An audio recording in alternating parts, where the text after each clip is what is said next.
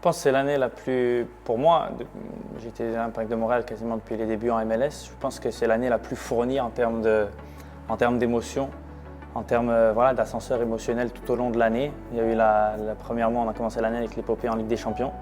C'est quand même quelque chose de majeur, non pas seulement pour l'Impact, mais pour le sport montréalais, où on a quand même accompli de belles choses, rempli un stade olympique quasi pleine capacité. Et ça a été, on est passé vraiment à un cheveu de remporter les grands honneurs. Donc ça a été déjà quelque chose de majeur pour moi. Puis ensuite, il y a eu l'année en MLS où on a eu un départ relativement lent.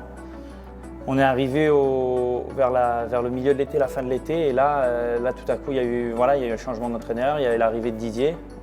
Et ça a apporté une nouvelle dynamique. Et on a vraiment fini l'année en force.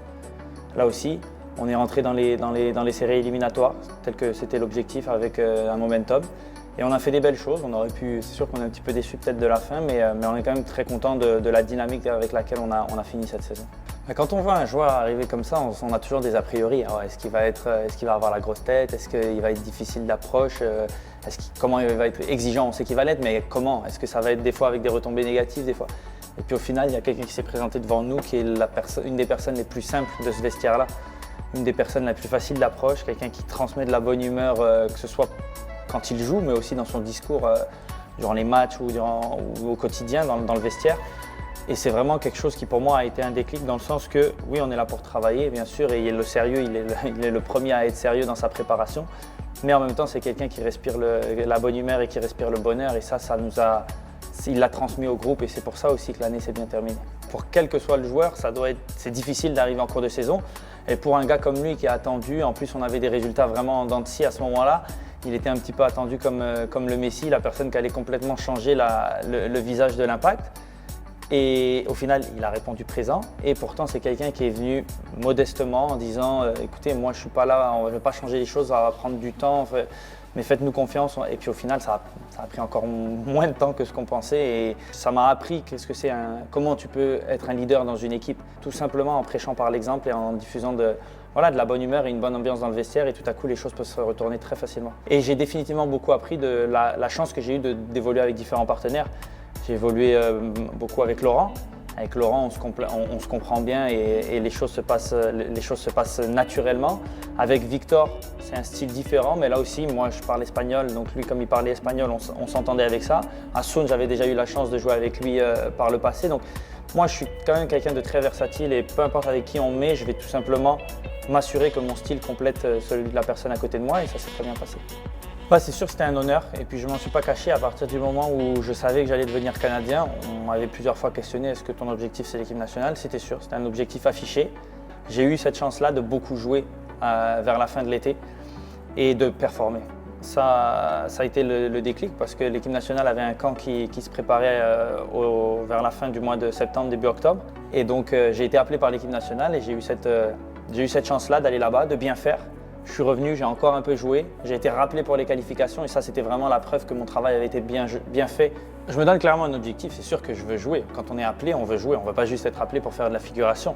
Maintenant, mes premières années professionnelles m'ont aussi appris quelque chose, mais le travail que tu fournis aux entraînements, ça finit toujours par payer à un moment donné. Et moi, ça c'est quelque chose sur lequel je suis très à l'aise parce que je sais comment je me présente aux entraînements et le sérieux que je mets dans la balance. Donc je sais qu'à un moment donné, ça finira par payer et les coachs ils finiront par le réaliser. On a travaillé des choses répétées et tout ça tout au long de l'année pour avoir des automatismes qui se créent. Et j'en étais très heureux parce que moi-même, je savais que c'était la chose à faire. Et je me rendais compte dans les matchs. C'est aussi pour ça que je suis devenu très performant à la fin de l'année. Et tout à coup, je suis allé en équipe nationale avec quelqu'un qui me demandait de faire des choses qui n'étaient vraiment pas les mêmes. À la fin, le foot reste du foot, il n'y a pas de problème. On défend de manière à ne pas prendre de but, etc. Sauf que c'est vrai que moi, je disais, wow, j'ai certains automatismes que j'ai développés avec l'Impact de Montréal et qui ne leur plaisaient pas nécessairement là-bas. La réalité est la suivante. L'équipe nationale, j'y suis 3-4 fois par année. Le club, j'y suis au quotidien 10 mois sur 12, 11 mois sur 12. La priorité, c'est le club. Quelque chose vraiment, moi, qui m'a marqué, c'est que sois toujours attentif à ce qui se passe à côté de toi. Ne sois pas juste être pris en train de regarder le ballon, sois conscient. Donc moi, je suis toujours en train un peu de regarder le ballon. J'ai un regard qui va à droite, un regard qui va à gauche pour savoir quels sont les mouvements des attaquants, etc. Là-bas, avec l'équipe nationale, dès que je faisais ça, on me reprenait. Non, tu regardes le ballon, c'est le ballon qui dicte ce qui va se passer. Et comme ça, la ligne sera restée. Et puis voilà, je comprends la logique.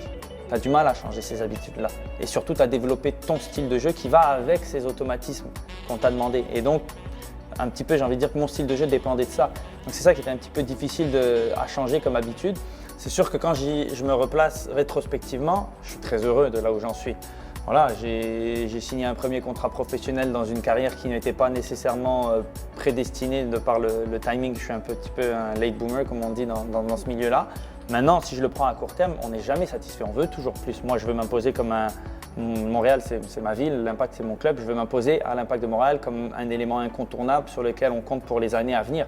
J'en suis pas encore là. J'ai fait beaucoup de pas, je suis dans cette direction, mais à moi de continuer à travailler pour m'imposer là.